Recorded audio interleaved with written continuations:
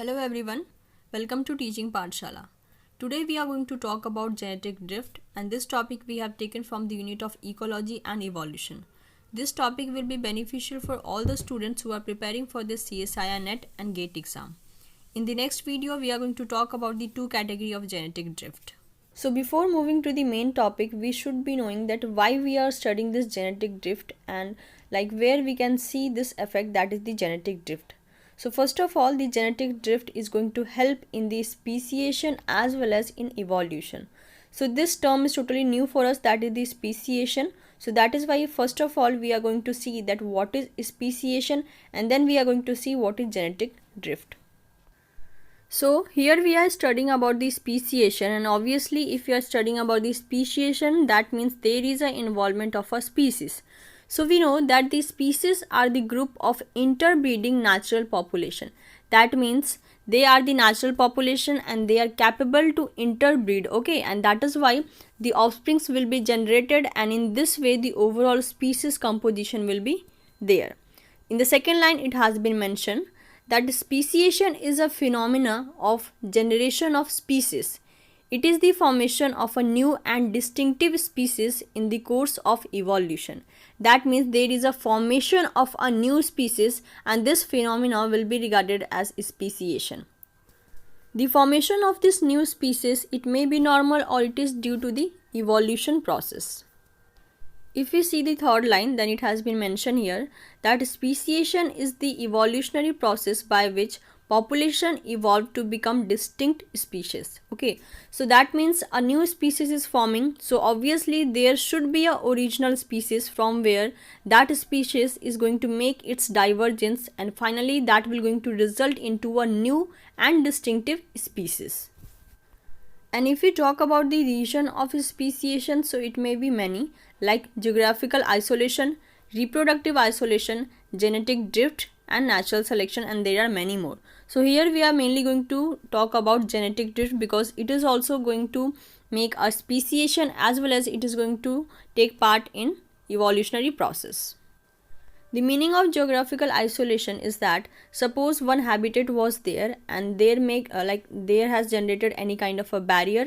That is why the single habitat has been divided into total of a two habitat. So that is what called the geographical isolation. In this two habitat there will be a population of a two distinctive species. Second is the reproductive isolation. That means might be the reproductive time will be different between the two species, and that will obviously going to result into a formation of a different species. Third is the genetic drift, about which we are going to talk, and fourth is the natural selection. That means the nature is going to select the fittest organism for making a evolution as well as the speciation. If you see the diagram which is there in front of you, initially there is only a one species that you can see that the rabbit in a yellow color, but due to the speciation and the reason may be different, it may be a geographical isolation, reproductive isolation, genetic drift or natural selection, and after this speciation there is a development of a single species into a two distinctive species, that is the species A and species A1. So this was just a rough representation that how the speciation is going to take place and how the distinctive species is going to form from the original species. So now we are familiar with the term species. Let's move to the genetic drift. So this term was given by Wright, and this you have to remember because I think once in GATE as well as once in CSIR-NET they have asked regarding this Wright. Okay, that what kind of concept was given by Wright. So this you should remember that the genetic drift concept was given by Wright. So let's see the definition. The random and directionless changes in the allele frequency simply as a result of chance from one generation to next in a small population is called genetic drift. So whatever the important points are there, I have highlighted that points with red color. So first main thing about the genetic drift is that it is a random process. That means no pre-deciding factor is going to work behind genetic drift, okay, because it is going to occur by chance. So that is why we are regarding it as a random process. Like in case of a natural selection, that was not at all a random process because the nature was a factor which was acting behind that changes. But here the genetic drift is totally a random random changes as well as it is a directionless. There is a no direction which is going to decide that in what direction the overall population is going to shift. So that is why we have mentioned here that genetic drift is a random and the directionless changes. So in the first two words we have seen that genetic drift are the random and directionless changes. Now the question arises, changes in what? So this changes we are going to see in a allele frequency. And if we talk about that what is allele, so I guess many of you are already familiar with the term that what is allele. So it is a form of a gene, or you can call it as it is a variant form of a gene or the alternative form of a gene which is going to help in determination of a biological trait or character. Okay, so in this way the random and directionless changes in the allele frequency. Okay, and this is occurring as a result of a chance. Initially no factor was working on genetic drift, it is just occurring by chance, and this changes is going to transfer from one generation to next. And the fourth and the most important property is that it is going to occur in a small population. And the overall, when we take together all this word, it is going to give rise to a definition which is a genetic drift. So whenever you are going to deal with genetic drift, you have to remember all these 5 points, that it is a random and directionless changes in the allele frequency which is simply occurring by chance, and this is going to transfer from one generation to another in a small population. Let's take one example to understand genetic drift in better way. So suppose there was two population of ant. First is the orange ant and second is the brown ant.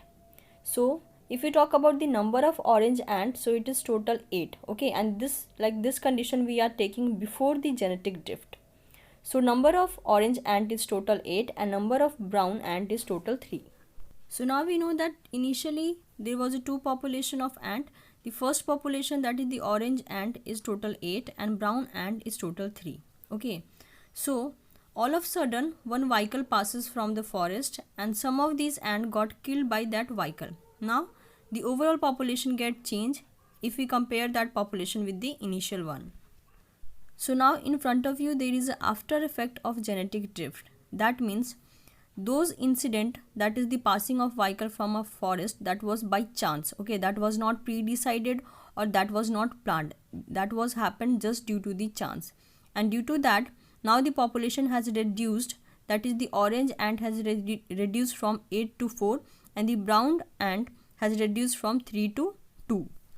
More specifically, we can say that there is a change in the allele frequency, because initially the overall population of allele was totally different if we compare that situation with the after effect of genetic drift. So if you remember the definition, so it was mentioned there that it is a random process that we have just seen with the help of this diagram, that there was a randomly presence of that vehicle and that has came, and due to that there was a killing or there was a decrease in the overall population of an ant, and that is why there is a decrease in the allele frequency if we compare the overall scenario with the original one. The next important thing was by chance. Okay, so this all incident has occurred by chance, that was not pre-planned. Okay, so we can say that somehow there is a no pre-deciding factor which is going to act among the organisms which are going to face the genetic drift. And the next important thing which we have seen during the definition of genetic drift, that it is only effective in small population. So suppose instead of total 8 population of orange ant, there was total 800 population, and among that 800 only 4 got killed. So obviously that is not at all going to affect the overall population. Okay, but as because the initial population was very small, that is only a 8. Okay, and that is why the killing or the reduction in the population has affected the overall population, and that is why we used to call it that the genetic drift used to be effective on the small population. So with the help of this single diagram, we have justified all the different words that we have used when we were defining genetic drift. Okay, that it is a random directionless changes in allele frequency, and that is going to occur by chance, and mainly it is going to occur in a small population. So whatever the reduction which we are seeing in the population, this is just due to the fact that the initial population was very small. If instead of 4 or instead of 8, there was a 8,000 population, so obviously that is not going to affect whenever there is a reduction of 3 to 4 ant from that overall population. With this, we have completed the portion of genetic drift. In the next video, we are going to talk about the two type of genetic drift, that is the bottleneck effect and the founder's effect. Okay, so first of all, we are going to deal with the bottleneck effect and then we are going to deal with founder's effect. If this video was helpful for you, then do hit the like button and make sure to subscribe this channel for getting more different videos on CSIR, NET and GATE. Thank you so much for watching this video.